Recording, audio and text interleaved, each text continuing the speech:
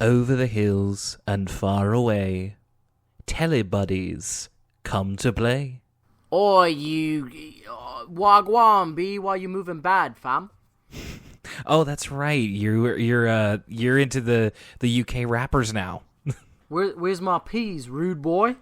Oh my God, this is all new to me. This is This is like Teletubby language, but in real life. I'm off it, fam. Tinky Winky, I'm off it, fam. Okay. I think that means good.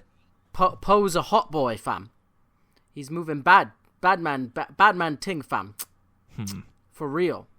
Yeah, no, the Teletubbies are not from Southie, unfortunately. They're not from South London. They're instead from Teletubbyland, where you and I ventured this week on the still untitled PBS Kids show. I did have an idea for that, by the way. Ooh. Well, what's your idea? Well, because we're talking about PBS Kids show, what do you think of the title For the Kids, or Doing It for the Kids? I love it. I love it. I'm nothing if not for the kids. All right. So much like Wu-Tang, PBS is for the children. As that also crossed my mind as well. So let's make that our name. This is For the Kids, a PBS Kids podcast. And on that note, yes, we are crossing into Teletubbyland, which is something I got to admit I'm really excited to talk about. I'm Will Young, and Lucas Mancini is with me today. Lucas, how are you feeling before we dive into Teletubbies? Oh, I'm feeling, given the circumstances, we're quarantined. If you're listening to this like 2 years from now, you're going to be like, oh, just this random episode of them talking about Teletubbies, without knowing that this is during social isolation where we all have to stay inside. And I will say that watching Teletubbies was a good brief reprise from sort of my quarters. Right. Chain 2, if you will. What about you, Will? How are you doing? Oh, I'm doing fine and dandy. I know that everybody's kind of feeling everything at this moment, so I'm happy to bring everybody along with Teletubbies a little bit of a moment of zen, which yes. we're gonna get into it all. I was saying this to Lucas, and I also said this on the Discord, which if you're listening to this, you probably are a part of.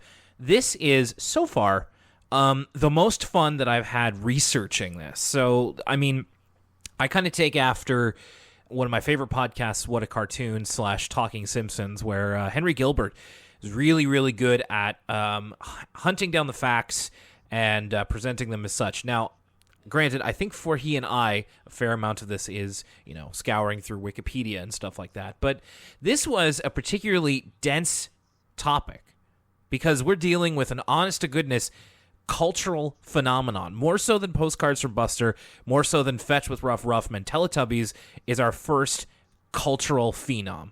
Oh my goodness, the term cultural phenom makes it sound like Teletubbies is the Undertaker or something, but I know what you mean.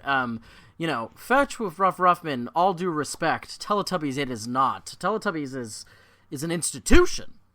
Yeah, big time. Like, you don't understand. Like, depending on how old you are, this may completely miss you whatsoever. There's a very good chance that you may have grown up, depending on how old you are. You may have been right in the middle of Teletubby-mania. It may have missed you completely, or you might just know it as, oh yeah, that show's on, I guess. But I'm really excited to talk about just how popular this show actually was. But before we get into that, Lucas, what's your experience with the Teletubbies? I'm glad you asked, Will. So I feel like I didn't have the same fondness for Teletubbies that you did as a kid. Right. I found it kind of inscrutable, even when I was in the a kind of appropriate age range to watch it.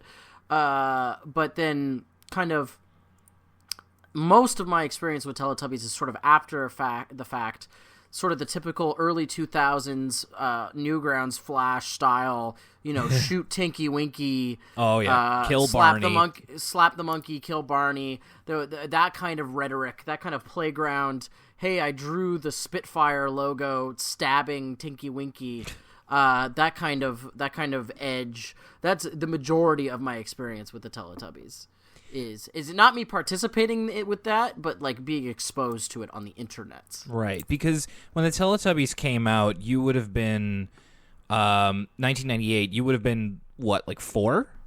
Oh God, no, 98. I would have been 3. 3. Okay, but so in a way, you were like prime age for it, but it just never was part of your. Yeah, like I've never been a fan of kind of the more surrealist live action kid shows. Okay. So like In the Night Garden or like Yo Gabba Gabba. Now see, Yo Gabba Gabba has really cool musical performances, like the Aquabats like played Yo Gabba Gabba and like of Montreal, and like all these indie bands will, like the Shins are on an episode of Yo Gabba Gabba, right? So that part's cool, but all this, like, I feel like even as a kid I required a little bit more narrative structure. Like as a kid, let me tell you something. There's a moment in this episode, Will, and I forgot that Teletubbies did this, where I audibly like gasped.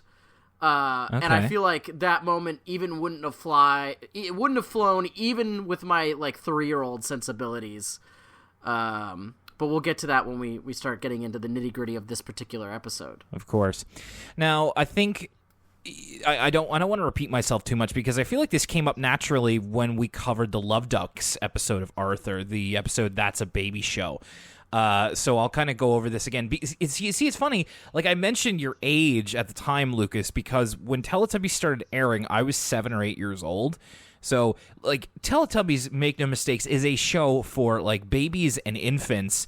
But ever since I was little, like I've really loved cute things. I've loved like stuffed animals, and that's one of my favorite things. So to me, the first time I saw the Teletubbies, I was like 7 or 8 years old.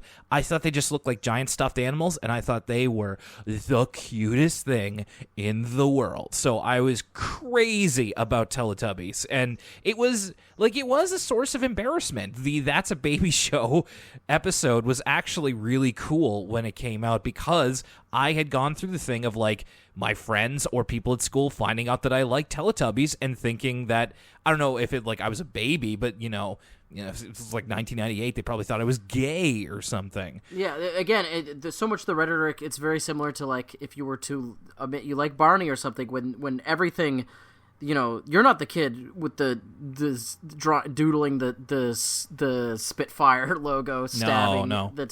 You're like, stop stabbing Tinky Winky, Spitfire logo. Oh yeah, that stuff made me like viscerally uncomfortable. Like the flash animations and stuff like that. Like I couldn't do it. Like it felt like I was killing something too pure for this world. So like I was a little soft boy, and still am. But some 20 years ago, that's where I was. And we're talking like I had my mother. Like my mother got 2 good birthdays and Christmases each out of it, because she bought me all 4 of the talking Teletubbies dolls. Still have them somewhere. I think they actually might be in the care of my niece, who is 3, so almost 4. So better that she look after them than me. I had other Teletubbies dolls. I had a Teletubbies VHS. I watched the show. I remember getting like one of those weird. I don't know if you see these as much anymore, but these weird like unofficial magazines that are basically just like really poorly photoshopped fan art and like trivia games, and like like the unofficial Teletubbies magazine, and like all these really terrible images. It's kind of a weird phenomenon. I don't know if I'm communicating it well enough. This was something that was around in the 90s. Like I had one about Digimon, I had one about Lord of the Rings, and it was all these like these weird like not quite zines, because they weren't cool, but it was like these unofficial, really janky type of magazines they would sell to capitalize on like, well, Teletubbies are big. Those still exist to an extent. But they're all Fortnite. Have you seen those unofficial Fortnite guys? It's all Fortnite and Minecraft. If you look at a magazine stand, you'll see numerous the unofficial Fortnite, and like literally the art of the magazine is just a screenshot from Fortnite. Yeah, that makes a lot of sense. Yeah, I've seen plenty of those. All right. So I did eventually grow out of it, but there's a very soft spot in my heart for like Teletubbies, and the episode we'll be talking about in a little bit was one that was featured in the VHS that I own. So that was one that I had in my memory. So this was nostalgic for me. And the only other criteria I had for picking an episode was I wanted to do one where Nunu was present, because we've talked about him before. Yes, my second favorite Teletubbies character, Nunu. Yeah, The hero of Teletubbies is Nunu. You could read Teletubbies as the saga of the Tubbies themselves, tormenting their eager and loyal servant Nunu at nauseum. He's a bit of the Squidward of Teletubbies at times, but just without speaking. Okay, so let's get into a little bit about the history of Teletubbies. So the Teletubbies have two creators. They were created by a woman named Anne Wood, who is a children's book author and also is a children's TV producer, and Andrew Davenport, who was at one time called as, quote, the J.K. Rowling of the under fives, which to me strikes me as a very British nickname of saying under fives. The under fives. So they were both part of Ragdoll Productions, which did a lot of children's programming that was based on puppetry. So Teletubbies was their big one. They also did shows like Booba. So earlier when I was talking about these kind of variety shows that are hard to make sense of, like these surrealist kid shows, the Boobas are probably the prime example of one that I just found, like, I just didn't like looking at it. Even as a child, I was like, ooh. I never did either. Like, whenever I would flip by PBS and see Booba, I'd get a little sick to my stomach, and I don't know why. What about the Booba Zone? Are you familiar with the Booba Zone? I am not. I don't know what that is. Booba Zone? You don't know about the Booba Zone? No. Let's see what the exact web address is. Booba Zone. Anyway, just really quickly, other TV shows they did for Ragdoll Productions include Tots TV, which was big for me. That was before Teletubbies. I loved Tots TV because I loved the little puppets. They were cute. And they also produced In the Night Garden. So you mentioned them earlier, Lucas. It seems they had a little bit of a theme in terms of, I don't know if psychedelic's the right word, but kind of... Yeah, no, I would say psychedelic, yeah. Especially, like, think about the Love Ducks episode and how much it uses that imagery. The Booba Zone, I can't find it right now, but it was a Flash web page based on the Booba show. And you want to talk about just, like, difficult to make heads or tails of. This was surreal in many sense of the word. Right. I can't find it right now, though. There's a lot of good videos of Dan Reichert of Giant Bomb showing people the Booba Zone. Okay. A couple of interesting facts here about Ragdoll Productions, and this actually... this episode, surprisingly local, because Ragdoll was purchased by a company called Wild Brain in 2013. Wild Brain is a Halifax-based media company. Oh, yes, I do remember this news story. They bought Peanuts as well, correct? That's right. They have a whole bunch of licenses and libraries. So I wrote here, the Wild Brain owns libraries for the Cookie Jar Group, which is CNR, Deke, and etc. So any shows like CNR, like that includes Arthur. Like basically Wild Brain owns the Arthur Library. So the Arthur Library is somewhere here in Halifax, believe it or not. Let's go get it, Will. Let's storm the offices. Everyone's gone because of the quarantines and the self-isolations. Now is the best time to secure the Arthur IP. Oh, we could totally do that, but for legal reasons, we're not going to. And they also own the global distribution rights for brands like Mattel. So like every Mattel-based cartoon is distributed by them. So like Hot Wheels and stuff like that. And for Yo Gabba Gabba as well, which is a huge get, I'm sure. Yeah, so the Teletubby series was inspired by Andrew Davenport's interest in astronauts and the moon landing. So that's kind of where the look of Teletubbies comes from, which if you take a look at the main set and the way that the Teletubbies themselves look, it does kind of look like a very lunar base astronaut type of vibe to it, you know? Yeah, it's very, especially the innards, it's very much like, you could almost infer that, are the Teletubbies aliens? It's very much like their home is like an alien ship. Though something that I was surprised by that this reminded me of, and this is a very kind of the now reading of this, but the outdoors of Teletubby Land, kind of those rolling hills with those flowers. Yeah. to me, it really reminded me, maybe this is just because I have it on the brain so much lately, of Animal Crossing and kind of what my Animal Crossing island looks like. This is how I've been spending my days in self-quarantine and isolation, has been when I'm not working, it's every waking moment has been spent playing Animal Crossing. And kind of the ways the trees are laid out in these rolling but well-cut hills of grass, and the flowers strewn about. It's very Animal Crossing-esque in the environment. Yeah, I kind of see that. I'm not as versed in Animal Crossing as you are, but it does very much have that sort of rounded vibe to it. I think I pick you up what you're putting down. Are you planning on getting the game, Will? Are you excited? I know you have a Switch. Jenna already has it. Oh, Jenna's got it? I think I added you on friend code, so I'm excited. Well, yeah, that's the whole thing of, like, you didn't add Jenna's account, so... Right.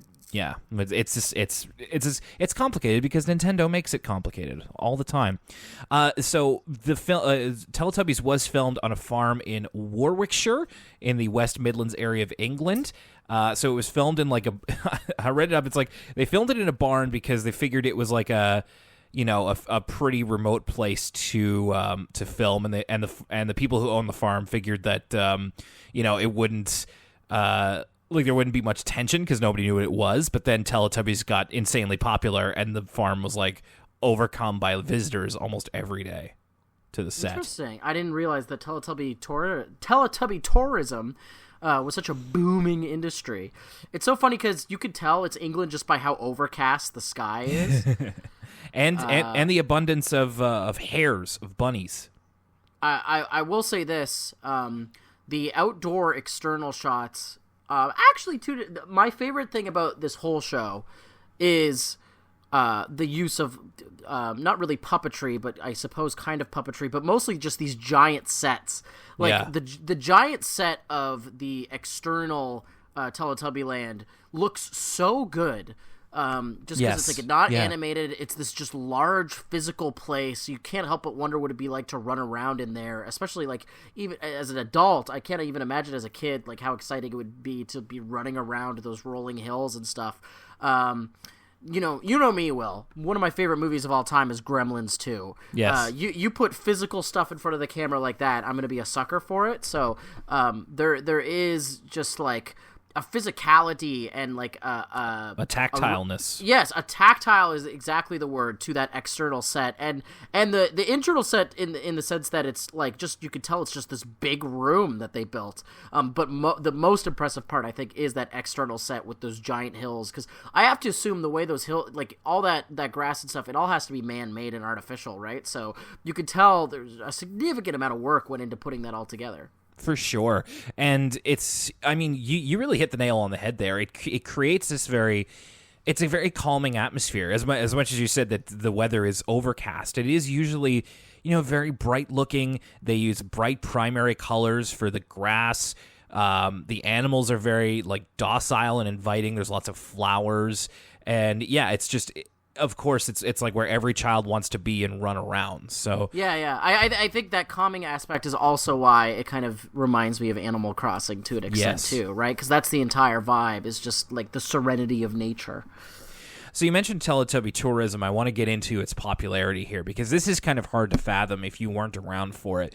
So Teletubbies began airing in England in 1997, and then it started airing in North America a year after that. The run of the original series was 1997 to 2001, so it actually wasn't on for all that long. Then it revived, and it started in 2015, and it's still going on today. I didn't look up too much about the new Teletubby series. I know that I think it's like more green screen. It's not. It's a little bit more CGI focused. Better than Flash animated, I suppose. Yeah, I guess that's true. So get this: in its first year, Teletubbies averaged 2 million viewers per episode. In the first year it aired. It's about as much as WWE Raw. Yeah, and that's like a weekly episodic sports program. This was a daily children's program. Like, the audiences are completely different. It's like if you said... it's like if there was 2 million viewers per episode for Arthur. Like, not to say anything bad about Arthur... But there's not a whole lot about PBS Kids programming that's like must watch. Teletubbies aired in over 120 countries in 45 languages. The original series, they produced 365 episodes over 4 seasons. Hundreds of episodes they produced. Okay. That's starting to answer some of the questions that I have for you as we're going to go along here. I bet. Just the sheer amount of episodes. So does it even have like regular seasons or... It is separated by seasons, but these are like, the seasons themselves are like hundreds of episodes long. So it's kind of arbitrary. I just imagine it's for probably internal use of like, like if you're a Teletubby diehard, you probably know exactly when season 2 or season 3 is, but I don't know. It's not possible for me to say, kind of taking an outsider's look. The new by comparison, the new series that's been on since 2015, and so we're talking an even longer stretch of time, currently has 110 episodes. So they worked hard on that. Not to say that they don't on the new one, but they like really busted their ass for Teletubbies. Is what I took away from this. And they got it back so much. Like Teletubby-mania, man.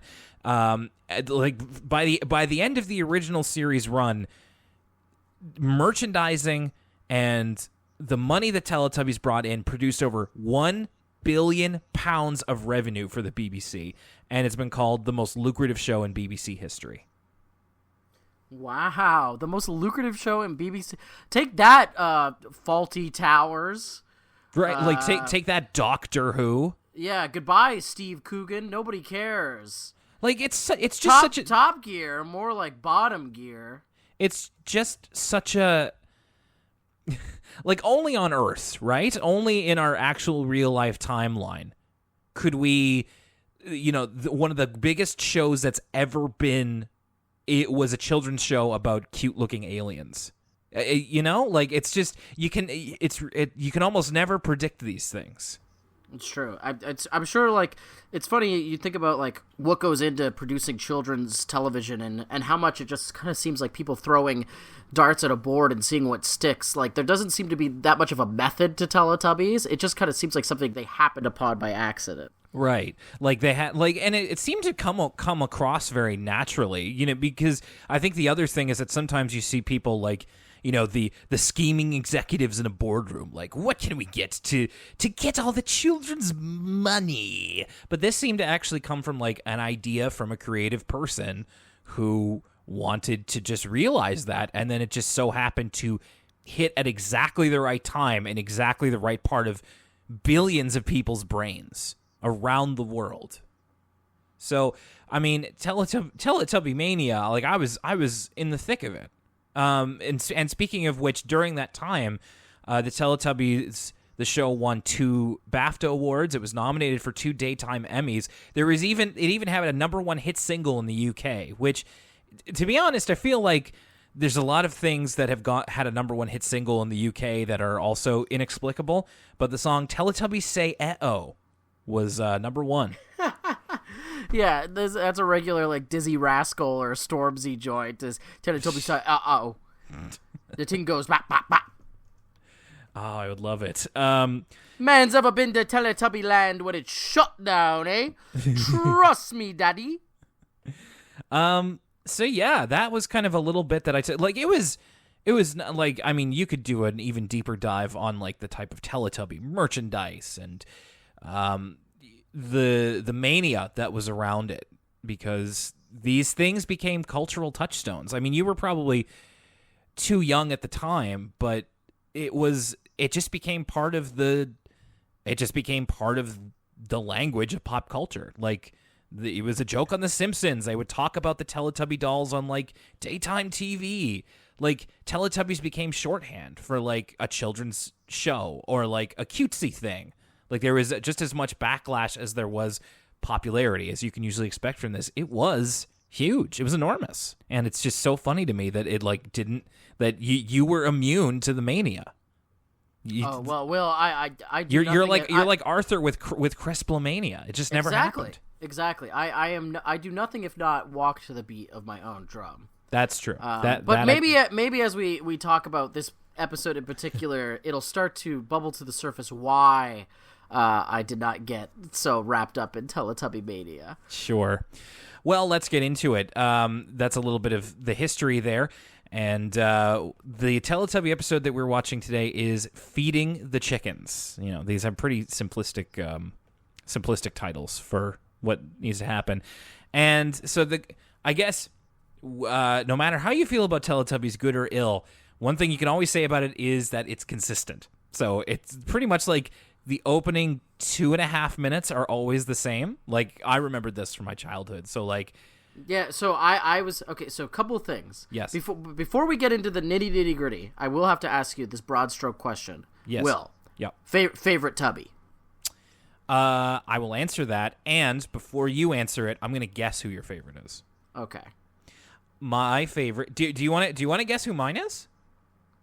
I'm not sure, Will. I don't know. Maybe I don't know enough about each one to be able to assign one to you. That's a fair point. Yeah. So I'll tell you. My favorite Teletubby is Poe. Poe's my favorite. Okay. I from what I remember of the show, Poe is somewhat of the leader of the bunch, or like as close as Teletubby gets to the main character. I feel like as a child, Poe was always the most popular amongst the playground. Yeah, I'd say maybe so. I just really liked. I think she's the cutest, and also it's fun looking into the fact that Poe's performer was Chinese, so she added a bit of her language to like the baby language that Poe has, so you can hear it sometimes. Like there are certain quotes that you can get from shows, and it's like, oh, that's Cantonese actually, and it's like, oh, that's really nice. And she's got a very soft, calming voice, and yeah, Poe's my favorite. Okay, I think I know exactly who your favorite is. All right, hit me with it.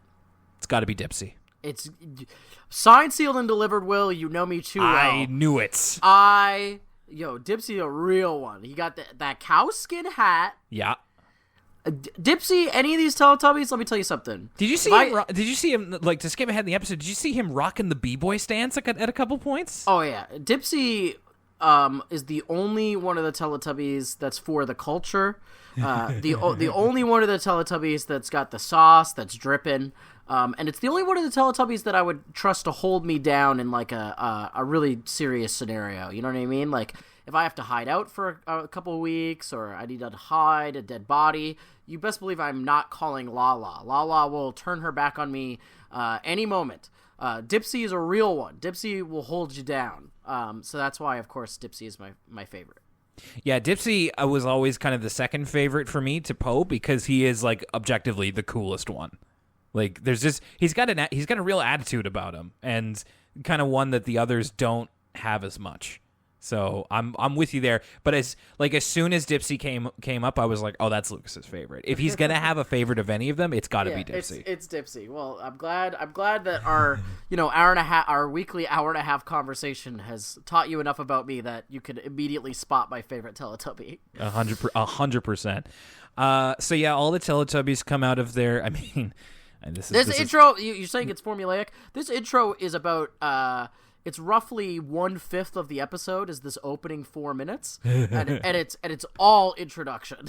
This is all just, here's the Teletubbies, and I assume that if we were to watch like 8 episodes back to back, the difference between this early 4 minutes would be negligible at most. I mean, this upload on the official Teletubbies channel is 24 minutes long. Like, there's probably 10 minutes of actual footage in it. Because here's the thing is that isn't, like, at least not from me, it's not a criticism, because that's something that a lot of children's television either does embrace or kind of forgets about, is that little kids love repetition. Like, if you're around young children, like the ages of 4 and below, they love repetition. Like, if you do something funny, they want you to do that same thing for 2 hours. It will never get boring to them. So it's not exactly meant for a more developed mind. It's for the kids who are like, yeah, do it again. Like, it's still funny. Do it again. So it's smart in that way.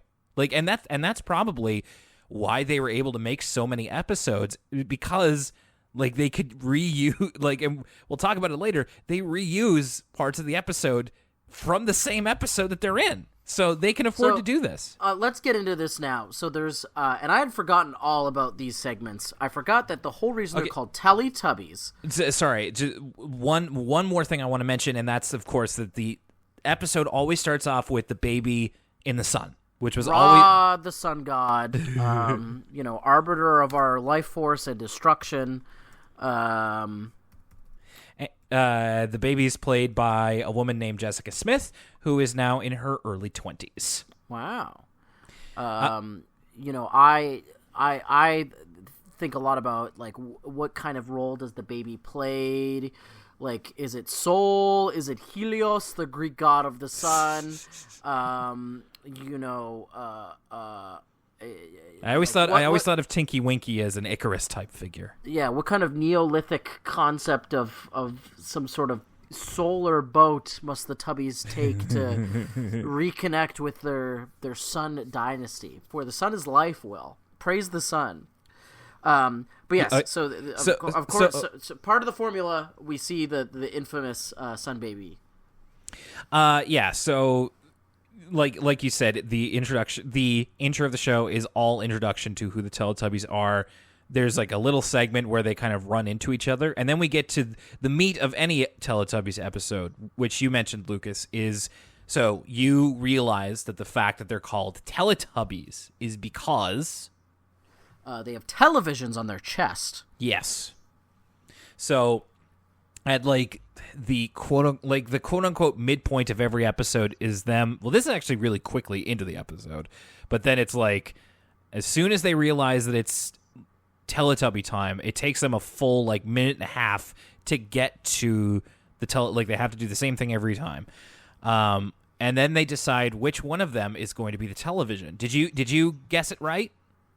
No, I have to admit I was not paying close enough attention to discern what was going on in terms of who was trying to be the television. See, I did. I was like, I think it's going to be Dipsy, and I was right. So, everybody, I was right. But yeah, that's what happens is that they go to real life footage of a child in Britain doing something, and like the episode the episode title says, they're feeding the chickens. Yeah, okay, so a couple things about these British children. Yeah. First of all, we're so used to watching Arthur in the Word From Us Kids segments that I was pretty surprised when, instead of being like, I'm from Boston, these kids were like, oh, Mummy, we have chickens. We have the chickens. And they're like, 4 or 5 years old, so they're just like, Mommy, the chickens. They're not the 8-year-olds that we see on Arthur. And we see them, they're feeding chickens, walking around, all that jazz. Now, Will, at the end of this segment, and it's quite a large portion of the episode, yeah. I think, again, most of my memories of Teletubbies are from osmosis, not from actually watching the show. So I'm familiar, of course, with Nunu and the Teletubbyland and the sun and all that iconography. Yes. We're about 12 minutes into the show and before we're back to the Teletubbies. It's all these kids with the chickens. And the part that most shocked me, and I assume this just happens in every Teletubby episode, and this was really just, I could barely wrap my head around this. When the segment ends, and then the Teletubbies demand to watch it again immediately, and then they just play the same segment a second time. I know. I know what you were saying earlier about how this works fine with repetition. The kids don't notice. This is probably all true. For me, watching this, even as an adult, I was disgusted. I was appalled. I have never felt my time so disrespected in my life. The amount of vitriol we have when Arthur shows a clip show, and this is clips from multiple episodes, forcing me to sit here and watch this same segment again back to back. I said, how dare you, Dipsy, betray me like this, good sir. And I bet even when I was 4, I probably had discerning enough taste to be like, no, I'm changing the channel. Treehouse, see ya. I'm watching YTV when they're going to make me watch this segment again. No way. So I kind of agree with you. Like, even as a kid, the live action segments were my least favorite. They were the least interesting, and they, like, straight up, they didn't have the Teletubbies in them, so why should I care? And the fact that they repeated themselves when I was 8, and of course this trick wasn't going to work on me because I was too old, but it was also like, oh man, we gotta repeat this again. So yeah, my note here, I forgot about this. I forgot they did this. So my note was, cool, let's burn more of that runtime, which I imagine was probably part of their thinking. It's like, not only will young kids not mind it being repeated, but then they can just burn more of the episode that way, and it's probably easier on production, which allowed them to make 365 episodes. A couple of quick notes about the actual footage, though. These kids are the most British-looking boys ever. Like, sometimes you can tell... I was saying this earlier. I was watching footage. I was watching that Dark Side of the Ring documentary about... Ooh, I was watching that, too. So good. Yeah, about Benoit, and it's like, you look at him, and it's just like, man, he looks like a Canadian. There are some people you look at them, it's just like, those are Canadian looks, and these little boys, like, it's not like, I'm not judging little children, but it's like, they look like they're from England. You know what I'm saying? Yeah, you don't need them to open their mouth and be like, Dottie, to know that these are some English kids. Also, the 2-year-old had a John Deere onesie, which I thought was kind of cute. And so, like, when they're going to feed the chickens, the 2-year-old sticks his hand to a bowl of, like, chicken feed. Did it look to you like there were turds in there? No. Like, there were little, like, brown flecks in there, and I'm like, are those turds? I did not notice this. So, anyway, maybe they were, maybe they weren't. I don't know anything about feeding chickens. But you're right. From, like, the 5-minute mark to the 12.5-minute mark, we are completely Teletubby-less. So thankfully we have YouTube. We can scroll ahead rather than fast forward. Or if you're watching it on TV, you have to just suffer through it until it's over. And then we get to the Teletubby part of the Teletubbies show. What do you know? So I remember this one because this is where we get to talk about Tubby Toast. Yeah, so a couple of things about Tubby Toast. First of all, Tubby Toast doesn't look like toast. No, it doesn't. It looks like more like a pancake. It looks like a pancake, or like if someone like a cookie diced up a log. Yeah, like a large cookie. Yeah, like a log chip. So Lala wants to make Tubby Toast, and they have the Tubby Toast, the toaster, which is has almost like a pneumatic device. Like, you kind of punch it in the side, and it flings one on your plate.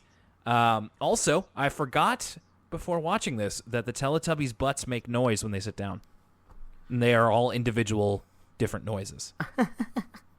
I thought that was like the chair. I noticed that when Lala sits down for her Tubby Toast. Their stomachs make noises too when they when they like stomach bounce each other. They make like a jingly bell noise. They're like, what were those two guys from WCW that had bells all over? Oh, the Ding Dongs. The Ding Dong. How could I forget the Ding Dongs?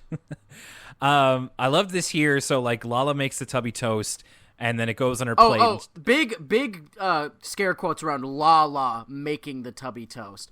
Lala presses the button on the Tubby Toast machine. She presses the button, yeah. No, it's okay. Fair. I think that, because I remember, like we were saying before, how Teletubby episodes are formulaic. Yes. My memories of Teletubbies is that, like, the Tubbies would make Tubby custard, the Tubby custard machine would break, and then everybody would freak out. I'm starting to come to realize that is every episode of Teletubbies just the Teletubbies have some sort of device to make something, and it freaks out.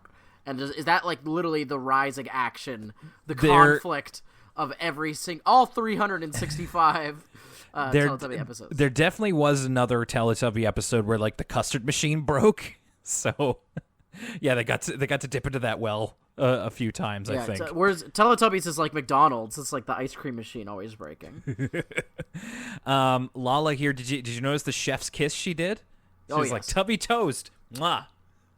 Great stuff. Everybody's really excited about this Tubby Toast. I would be too. It, like, despite it not looking like toast, it looks good. I want to have some. I want some Tubby Toast. Good. I don't know. They're not even putting any butter on it. They're just eating it dry. But if it's not toast, then it's like, I understand. But also, like, this also came out around the same time that McCain's Smiles did. So, like, I was in hog heaven as a little kid. So Tinky Winky comes in. He also, like, he gets excited about Tubby Toast because Lala is having some. And I love this here. There's just a little exchange. And, of course, if you're not, like, enamored with the Teletubbies like I am, this will get old really fast.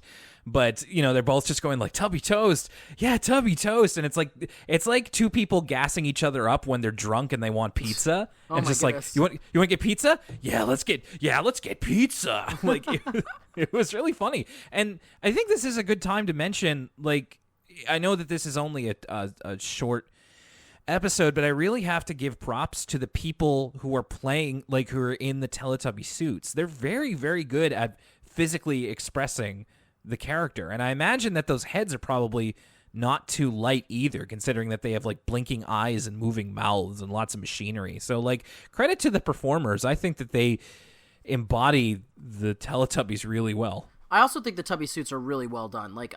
Of course, like, you could see the seams a little bit, but it's of a higher notch of quality. The same way the set design is, it's of a higher notch of quality than you come to expect to something like. I remember when my little sister was way into the Wiggles as a kid, and the Wiggles have a character called Dorothy the dinosaur, and Dorothy the dinosaur's costume is just terrible. Like, you could see like the sneakers under her fake feet and stuff. Like, it just doesn't look good. Whereas the Teletubbies, like, you can see the neckline a little bit, you could see like kind of the seam at the back, but the way they fill out the costumes and the expressiveness on the faces and stuff, it's just like good quality, like, NBA mascot level quality characters. And to go along with the whole thing you said about it being tactile, you look at them and you can like practically feel what they feel like, because their suits are very fuzzy. So you look at them and it's just like, oh, they look like soft, and like it would feel nice to have your hands on them. There's a great moment where, like, so Tinky Winky tries to make toast and it doesn't work, and he just goes, this won't communicate in the podcast, but he just goes like, "Where's the Tubby Toast?" And he's like shrugging, and it's like his hands do this little desperate flail. It's really funny. Like, there are like little performance tweaks that I remember about some parts of Teletubbies that I remember being funny when I was 8 and like still kind of make me chuckle now. And I think that that's a big part of the physical performance of them, is that there are adults in those suits and they know how to make it funny. They keep pressing the button and nothing's happening, and then eventually they press the button so many times that the toaster freaks out, and it creates, like, it basically won't stop making Tubby Toast. Man, to be the stagehand who had to throw Tubby Toast at Tinky Winky and Lala from off screen, that would have been an amazing job. Again, that's what makes this kind of moment good, is, like we were saying before, it's physicality. Like, this is a weird comparison, but it's the same reason I like things like the Dark Crystal, right? The fact that someone actually had to throw, like, someone is uncontrollably throwing around Tubby Toast, it adds so much to how this looks, as opposed to, like, if they like superimposed them digitally or something else like that. Well, and there's the initial shot of like Tinky Winky like just gets like 2 barrels of Tubby Toast in the face, and he just goes like, whoa! It's really funny. We get a little bit of, so there's Tubby Toast everywhere. It's over Poe. Dipsy's walking down the block. He's fucking doing the hands thing, and he sees the toast coming out of the little hill, and he's like, "Whoa, Tubby Toast!" So he goes to see what's up. We also see Nunu here, which is, I gotta say, Nunu. A couple things about Nunu. First of all, he kind of looks like baby's first Dalek to me. He's just kind of got the googly eyes, but there's parts of him that look like, okay, that's a toilet brush, that's a vacuum cleaner part, and just kind of reminds me of the somewhat intentional chintzy design of the Daleks from Doctor Who. It just in a good way. To me, Nunu just literally looks like those Stanley vacuums that are just like a red vacuum with a face. Do you know what I'm talking about? Yes, I love those. They're so cute. And the other thing is being the voice of Nunu must have been the best voice acting job in the biz, because all you got to do is make like weird sucking noises, which I mean, take that as you will, but it's just like that's it. That's all you got to do. It's so easy. So it creates all of this Tubby Toast. Like, it's, no, I was going to make a reference to something. Not going to do that. It's piled high on the table, and it's like stuck to Tinky Winky, and so they all start eating the Tubby Toast. And I was like, oh, that's cute. We're gonna like go off on the image of the Teletubbies and Nunu eating a bunch of Tubby Toast. But then eventually we go back to the table, and they ate it all. And I was like, holy shit. I don't believe it. The mad lads, they ate it all. I assume Nunu helped them clean up.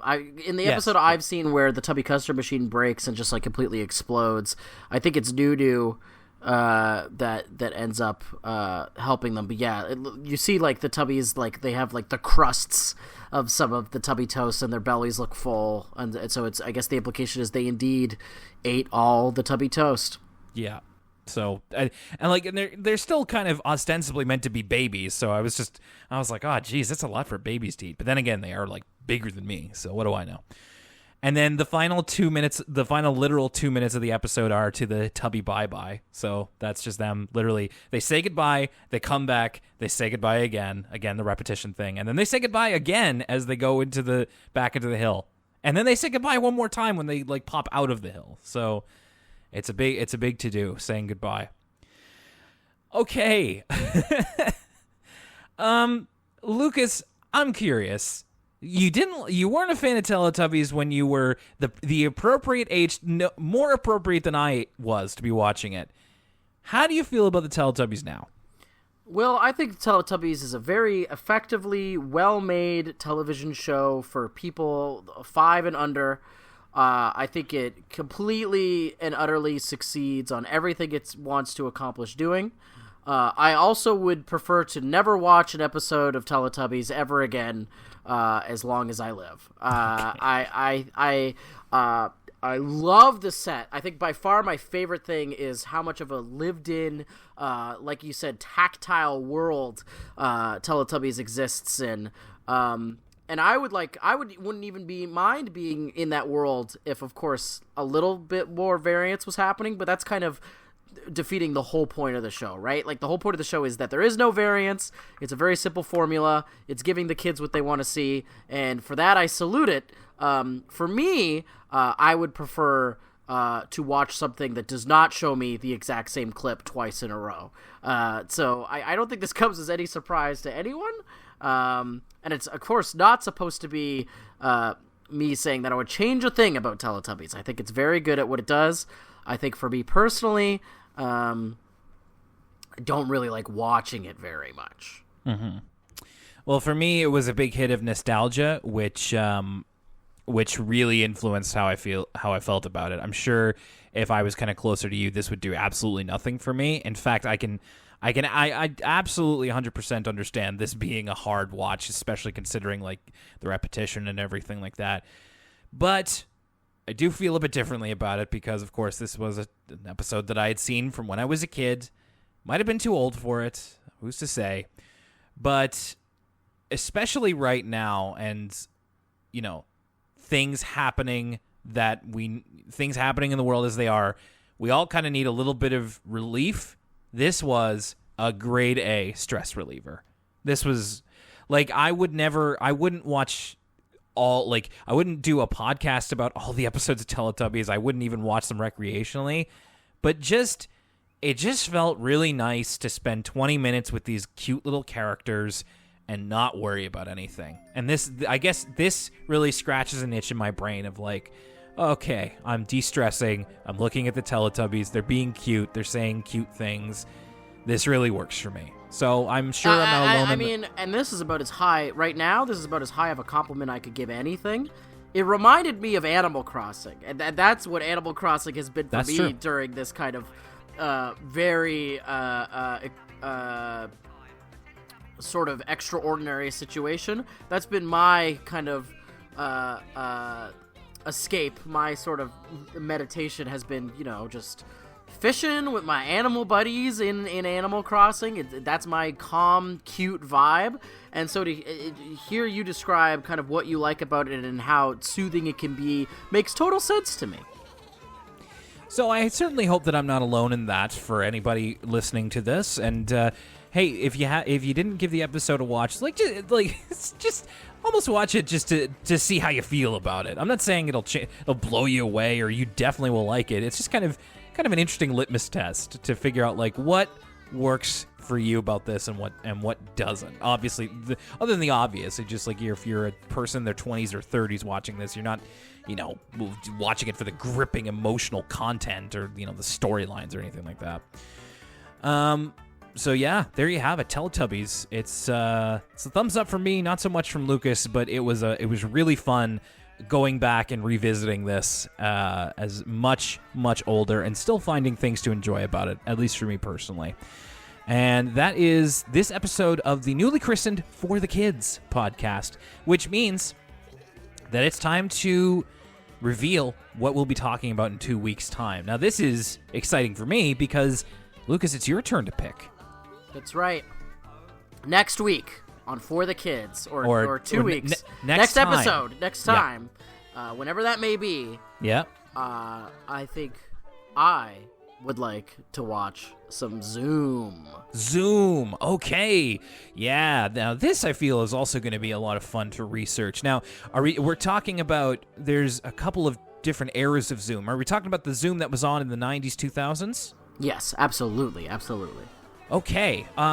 Yeah, wow. That's going to be hard to narrow down. There's a lot of eras of Zoom. There's a lot of different cast members. So, patrons, if you have any predilections towards an era of Zoom or even an episode of Zoom for some reason, let us know in either the comments below or the Discord. So Zoom, all right. I'm really excited to talk about this. That's something I'm hoping I change my mind on from when I was a kid. Ooh, I'm excited to hear how you feel about it. Right on. Well, Lucas, I think that's a great suggestion, and we're going to do it next time on For the Kids. But for now, that was PBS. Okay. I always forget. I forgot again that that's what you do at the end of the show. Okay.